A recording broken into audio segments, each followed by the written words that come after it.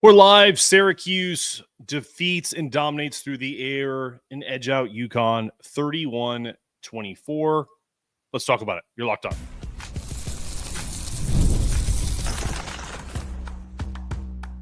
You are Locked On UConn, your daily podcast on the UConn Huskies, part of the Locked On Podcast Network, your team every day. Thanks for making Locked On UConn your first listen every day. I know it's a live version, but we're free and available wherever you get your podcasts and on YouTube, part of the Locked On Podcast Network, your team every day. Before we dive into today's show, you guys know this. We give 10% of our revenue to Husky Ticket Project, helping send kids to UConn home games for men's, women's basketball, and football. Really excited about that. We're also giving donations to Bleeding Blue for Good and hope you'll consider supporting them as well. If you're enjoying the show, please take a moment to subscribe and follow wherever you listen. Thanks for making Locked On UConn your first listen every day. Today's episode is brought to you by FanDuel. You can start the season with a big return on FanDuel. Now customers can place a $5 bet, and you get started with $150 in bonus bets if you win your first $5 bet. Okay. The Orange of Syracuse secured their 8th win of the season with a thrilling 31-24 victory over our Huskies at the JMA Wireless Dome, formerly the Carrier Dome, powered by quarterback Kyle McCord. It's a record-setting performance. The Orange reached the 8-win milestone for just the second time since 2013. This was a lot more of an ass-kicking than the score showed. I'm proud of the team that they showed guts. They were really in this game from start to finish. But Syracuse dominated physically for most of this game. They wasted no time getting on the board on their opening possession. McCord connected on a 53-yard bomb to Daryl Gill, followed by a 22-yard touchdown pass to Arondé Gatson, who we talked about on Friday as being the biggest nightmare matchup for UConn, and it turns out he 100% was. Let's actually take a look at that. If we look at the stats, Gill was fantastic. That kid has great hands, so many sideline catches. He was 9 for 177 today. Jeez Louise. Arondé Gatson had 11 catches for 103 yards and a touchdown. Jackson Meeks was 7 for 110. So they had 3 receivers with over 100 yards receiving. That's wild. We actually held them to only 58 yards to LaQuint Allen, 68 yards total from rushing. So we did do a good job at that. I would say the thing that frustrated me the most about this game is not the outcome, because I think it's become kind of a thing with us when we play a better team or we play a Power 4 conference team. The likelihood of us winning is not going to be fantastic. The odds aren't with us. We only rushed the ball 17 times. If you're expecting Joe Fiano, who I thought was the right choice to start at quarterback today for whatever his defects, whatever his issues are, he had 228 yards and 2 touchdowns, no interceptions. He didn't turn the ball over, so that's a positive, right? But he threw the ball almost 50 times, 48 times. You can't expect a guy who is a good quarterback, not a great quarterback. I hate using the word game manager, but because he's got a better arm than that. But this guy is not the talented player that a guy like Kyle McCord is. Kyle McCord threw the ball 47 times, but he had 470 yards and 2 touchdowns. And I'm going to say something, and people will think I'm crazy, but there is not a huge drop-off in the receiving talent. Arondé Gatson is a physical freak. That you can kind of take away. Take that guy away. But between Daryl Gill and Jackson Meeks, there's not a huge difference between him and Skylar Bell and TJ Sheffield, Josiah Gathings, Azariah Anderson. Lewis Hansen had a great game today, a touchdown, nice catch down the stretch in the fourth quarter when they were trying to make a little comeback. But both Skylar Bell and TJ Sheffield had 10 receptions each. The issue is, I felt like, was the play calling and the flow of the game there. But back to kind of like the game recap, after forcing UConn into a quick 3-and-out, Syracuse again methodically marched down the field, had an offensive pass interference penalty that took away a touchdown, which was fantastic. Their kicker was awful today, missed a 36-yard field goal. That helped us out. UConn answered right back, this is where I'm going to give Jim Mora a ton of credit. Syracuse was dominating this game. UConn's got a 4th and 1 at their 30, their 29-yard line. And on their 29, on a 4th and 1, Jim Mora, who is captain, kicked the ball away, did something that made all of our jaws drop. He went for it on 4th down. and he was rewarded because not only didn't Cam Edwards get a first down, but he got a 71-yard touchdown out of it. Fantastic play. He kept his balance. Mark Herzlich, who was calling the game, former Giant, former Super Bowl champion, former also a cancer survivor. So I'm happy he's healthier now and doing ball games. Was like, how did that guy stay up? They were shocked by it, right? So, but it tied the score, and that's where I felt like this game could have changed if we kept pace with them, but we didn't. We got down, made some defensive adjustments on McCord, but he still connected on his first 11 passes. And the next drive, he chewed up, 14 play, 60-yard march and ending on a LaQuint Allen touchdown.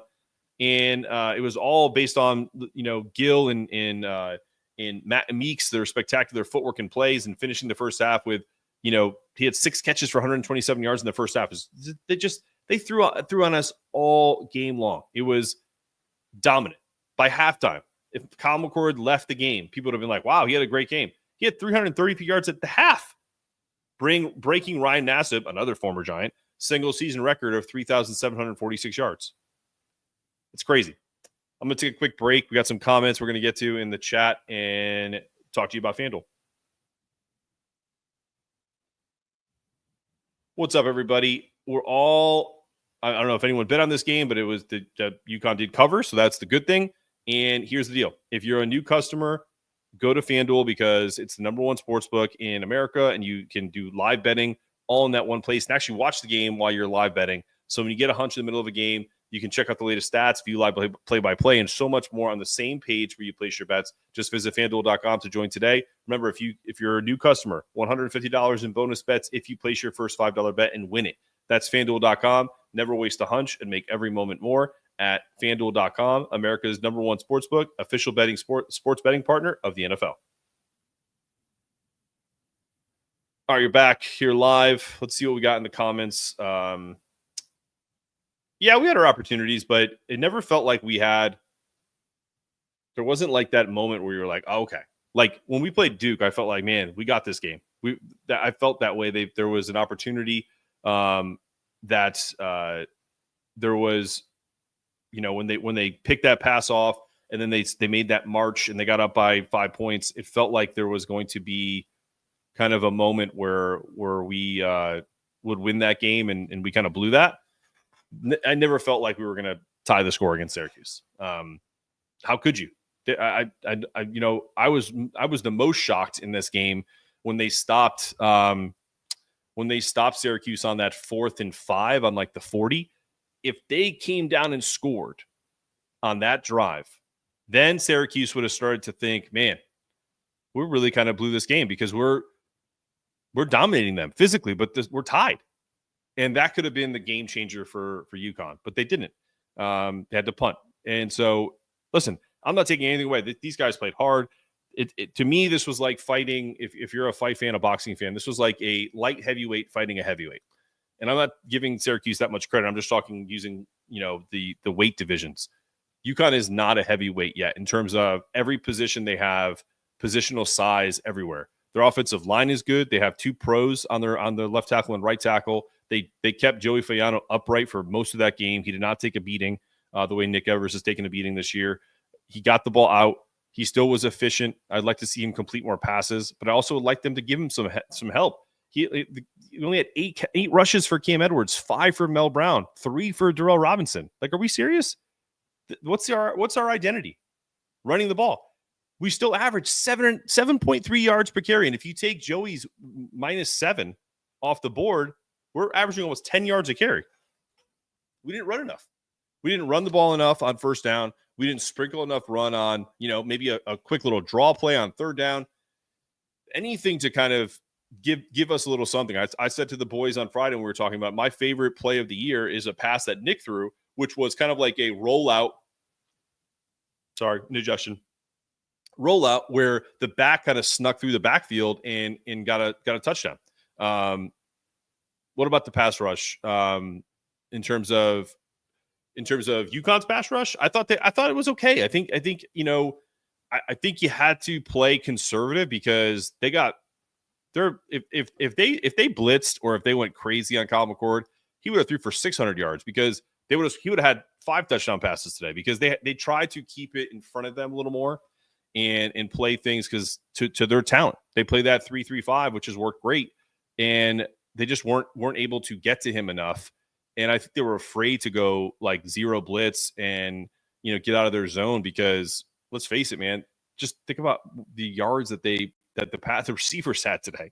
I mean, what are you supposed to do in there? Because I also feel like too, if we focus on the pass too much, if we drop too many guys, they would have. LaQuint Allen's good. We just happened to really do a good job because they could tell that they could beat us on almost any passing down that there was. I mean, if it's not broke, don't fix it, right? So I would go with that. And then lastly, look, this game was over when they solidified that fourth quarter by Kyle McCord get that rushing touchdown at the end of the the fourth quarter to go up 31-17, 37-47, 470 yards. Almost broke a single game passing record by Giants legend Ryan Nassib. Again, 3 Syracuse receivers had 100 yards. It's just, it is what it is, man. But I'm going to do one more break, and then I want to look ahead to UMass and kind of the bigger picture of UConn football. Doesn't seem like anyone wants to jump on the show today, and that's perfectly fine. My parents are in from Connecticut, so I'm going to finish this show early and go hang out with those lovely people who gave me life. I'm going to talk to you guys after the break here. 1 second. After this.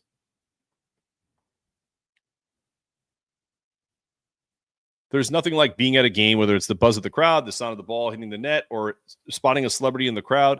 Just like when I spotted Dave Benedict in the crowd, it was fantastic. Whether it's concerts, comedy shows, theater performances, whatever you want. Let me tell you about Game Time, their new Game Time Picks feature, which takes the stress out of finding the best seats for your favorite events. I've used Game Time to find tickets for friends, either for UConn basketball games, UConn football games. You get curated deals, and it saved me so much time and some money. I didn't have to scroll endlessly. And the best part, Game Time shows you the view from your seat before you buy, so I could show friends, hey, if you're going to this UConn game, you can check out this seat so you know exactly what to expect. Our all-in pricing is another standout feature. You see the total cost up front, no surprise fees or checkout. The transparency makes buying tickets easier than ever. You get a 24-hour return policy, 100% ticket guarantee. If you find a ticket that's less expensive, they'll credit you, and you get the seat view, obviously.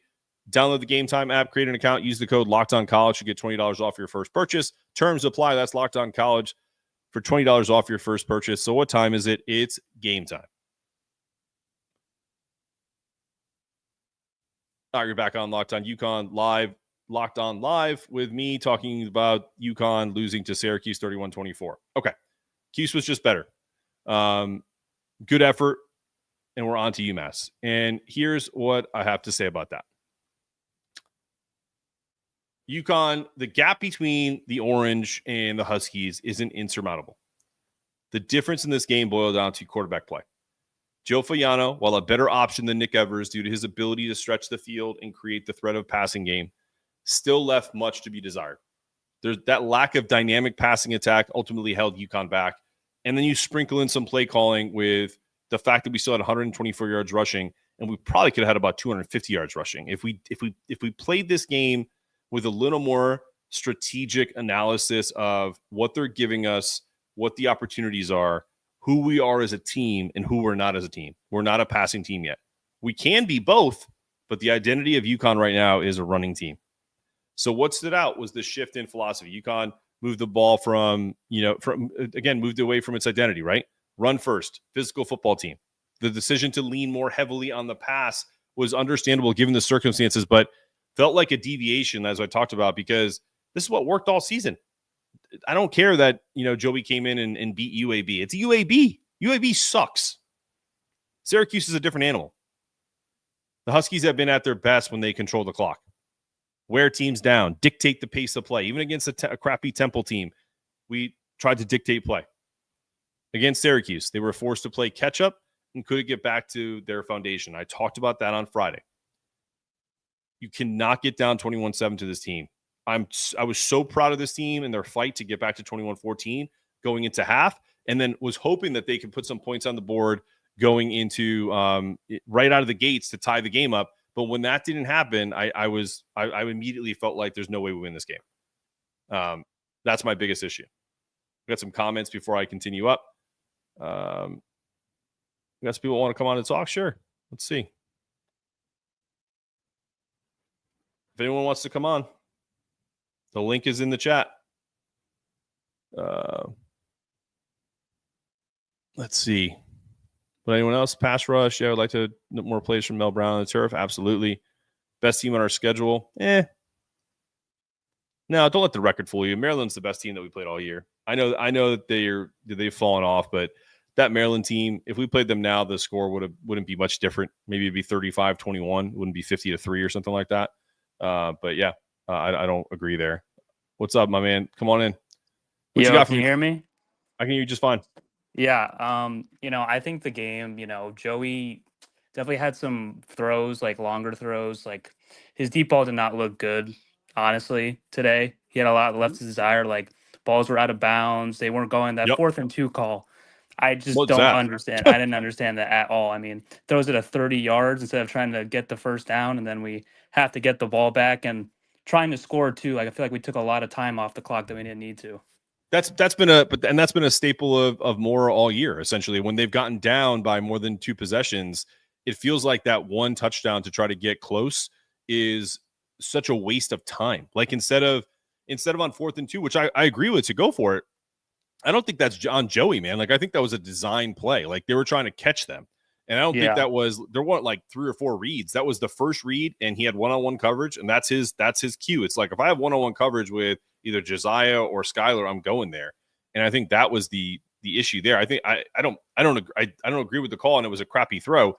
But it also I don't think we can blame that on Joey. I think you can blame a lot of other things on Joey. Like one of the things that I wanted to see from Joey was you could see Skylar looked at him one time, and I know your camera's not on, but he was like pushing his hands down, like calm down, like settle down, man. Like you're overthrowing. Like every ball that he tried to fit into a tight spot was like way above. And also looked like he threw at some feet at the receivers at some point, which looked Evers-esque as well, and it just looked very. It looked very like he was kind of nervous in the pocket at times. And also the secondary, I can get into another thing, but it just looked like a lot of holes and creases in the secondary, and they wanting them to pass the ball because of what you guys talked about was like keeping the rush, under control. And but it just looked like they just ran. They passed all over us, deep, middle, short passes. I mean, they got anything they wanted. Yeah, I'm surprised Kyle McCord didn't go for 600 yards, to be honest, today. Honestly, man, like here's the thing: if we did more, if we tried to send more guys, and if we tried to get more pressure on him, I think he does. I think that shell defense that they play in that 3-3-5 is exactly the reason why they got 470 and not 670. Because if they blitzed, if they got away from that identity the way they did on offense, if they changed their defensive philosophy today, they would have got crushed. Like it wouldn't have been close. This was the only way I think this offense and defense felt like they could compete with Syracuse. Is if they can control it to a certain degree, maybe not let them rush for a lot of yards, which they didn't, 58. Ideally, maybe not give up 500 yards passing, but if they maybe gave up 350 and caused a couple turnovers, which they almost did. So look, if you really think about this, the defensive makeup of this team and the strategy of this team almost worked. They had an interception. Our guy bumped into the umpire, and what would have been a pick turned into a first down for Syracuse in the first half. They got another pick almost at the goal line that probably would have went for 6 the other way. So these little opportunities that they keep getting in games, they're constantly missing those. And I'm not upset about it. It's just a fact. Yeah. Yeah, there's a few calls for the refs I did not like either. Totally. A lot of holding on Syracuse's end when I saw one on McDonald where the guy was running across and he just has him basically by like the horse collar, just grabbing him, no call. The ACC refs obviously haven't done us any favors this year at all, but you can't let the refs decide the game at the end of the day. You got to, push through and win those games because it's, these 3P4 games, you think you're so close, but you're 0-3 at the end of the day. Yeah, and I love that they're close games. You lose by 7, you lose by 5, you lose by 3. But you know what? No one's gonna go back when you look at UConn's record this year, if they beat UMass and they finish 8-4, and then whatever the bowl game is, but let's say just the regular season, and you see, oh, they went 8-4, and if you go a deep dive and you go, oh, who did they lose to? Oh, every good team they played. You know what I mean? Like that's, or every name team they played, they lost to Maryland, who is not very good at 4-6, but they're talented in the Big Ten. Yep. Duke, who's average, Wake Forest, and Syracuse. Yeah. So that's it's progress because we're close, but it's not to the average fan, not to us who are. I'm doing a live reaction show. You're obviously listening to it, so you're into UConn football, but to the casual fan that just kind of they're not gonna care. They're just gonna see 3 losses at P4. Exactly. They're not gonna care. It's like, oh, we beat UAB. I mean, no one really, you know. Rice, Temple, big deal. Like it's like, who cares? I get that. Like I'm happy for the players. And I worry next year, you know, because the offensive line, those 2 tackles, they're both gonna be gone. You know, I worry about that. There's a lot of work to be done. And I worry about the quarterback. I mean, I can go on, but there's a lot of stuff, you know, that NIL is going to have to push next year for us to be competitive and good again and better than we need to be for against P4 teams. Yep, I agree, man. Listen, I'm going to drop you off because I'm going to end this show and go hang out with my family, and I appreciate you coming on. Yeah, no problem. All right, brother. All right, my guy. That was cool. Appreciate someone jumping on and chatting a little bit. Last thing I'm going to say. The harsh reality of this year, I just talked to Silky the Legend. Love that handle, by the way. The fan base has to stop accepting moral victories or expecting losses. Just because the opponent comes from a bigger conference or a conference that we should be playing in, programs don't grow by settling for improvement. They grow by demanding excellence. And if you're watching this, I'm going to put my hands up. This is where Syracuse is. We're here. It's not that far away. Before it was like this. The chasm, the gap between us was like a cavernous situation. It's a close thing right now. But the harsh reality is this season will go down as an improvement for UConn. No question about it. 7 or 8 wins, maybe 9 if we win a bowl game. The best year for the Huskies in over a decade. But when you step back and look at the big picture, there's still a mountain to climb. 0-3 record against the ACC, 0-1 against the Big Ten. Will stand out to anyone outside of the UConn bubble, as we just talked about. And the only quality teams the Huskies face this year will have they've got beat by them. That's the narrative that will follow this team until they take the next step and prove that they can win against higher level competition. Like it or not, that's a fact. This isn't to diminish the program or the progress they made this year. And I'm going to pause here. It is a mountain, and I'm not saying that to be disrespectful. It's a mountain because when you think about winning games against Power 4 teams, they don't have one. They are 0-4. This is not a 2-2 team against big-time competition. And it's not even – okay, this is why it's a mountain. I don't know if you're just for the first time listening to this. The reason why it's a mountain is because if they played Miami, if they played Georgia, if they played Indiana in the Big Ten, just the top tier teams, Ohio State, how bad are we losing to those teams? If we can't even get a win against the low-level ACC Big Ten teams or the middle-of-the-pack ACC and Big Ten teams, that's why it's a mountain. It's not. It's still progress. My dad, huge UConn basketball fan, never been into UConn football for whatever reason. That's fine. He came down and went, "Oh wow, UConn's got 7 wins. That's it. It's great accomplishment." That's all I'm saying. They don't have enough talent yet. They make too many mistakes, and they're going to continue to be beaten by these Power 4 teams who aren't very good to begin with. And Terrence, you're right. They're one of the worst teams in the Big Ten, and they destroyed us. Made us look like we should go back to the Yankee Conference. Okay? So that tells you all you need to talk about. But looking ahead to UMass, the focus should shift to finishing the season strong, laying the foundation for what's next. And UConn football has come a long way. The journey is not finished. It's on our way to national respectability, and it's far from over. I think it's close. I think we're there, but we're not going to get that recognition over the hump or that mountain, as I said, until we start beating some of these low-level Power 5 teams. That's all. And fans and the Huskies alike need to embrace the challenge of climbing that mountain and, demanding that we continue to get better.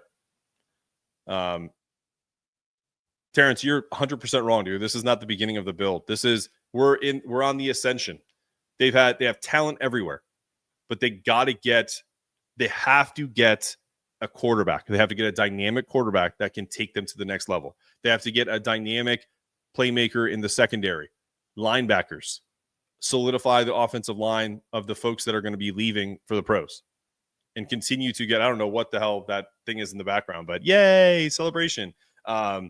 But we have to figure that out. And guess what? You can, because of NIL.